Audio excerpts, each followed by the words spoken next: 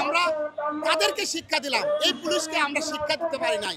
Police আজকে শিক্ষককে চিনে না, আমলারা আজকে শিক্ষককে চিনে না, আমলারা শিক্ষককে কামলা বানিয়ে রাখছে। আমরা তো এটা চাই নাই। আমরা যে বেতন পাই, এই বেতন দিয়ে আমরা সুষ্ঠুভাবে সংসার চালাতে পারছি কিনা একবার তো কেউ ভেবে দেখেন না। আপনারা থাকেন এসি রুমে, আমরা থাকি প্রত্যন্ত গ্রাম অঞ্চলে। একবার চিন্তা করেন আমরা কিভাবে চলি।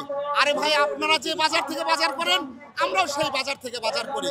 আপনারাও যে মাংস 800-1000 টাকা কেজি কিনে খান, আমরাও সেই মাংস 100-1000 টাকা কেজি কিনে খাই। আপনারাও যে ইলিশ কিনে খান, যে মাছ কিনে খান, যে মুরগি কিনে খান, আমরাও সেগুলোই কিনে খাই। কিন্তু আমরা তো সঠিকভাবে কিনতে পারি না। আমরা তো আমাদের সন্তানদেরকে সঠিকভাবে সেই যোগান দিতে পারি না। আমাদের সংসার তো সচ্ছলতা পাচ্ছে না।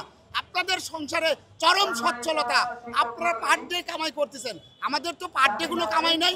আমরা এত পীড়িত কেন, আমরা নির্যাতিত কেন? আমরা আর সহ্য করতে পারতেছি না। আমরা সহ্য করতে করতে আমরা আমাদের ইট দেওয়ালের সাথে ঠেকে গেছে।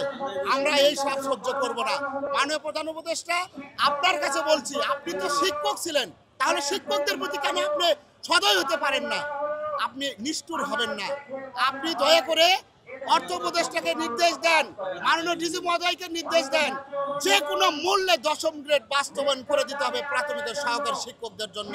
নইলে আমরা এই শহীদ মিনার ছাড়বো না, আমরা রাজপথ ছাড়বো না।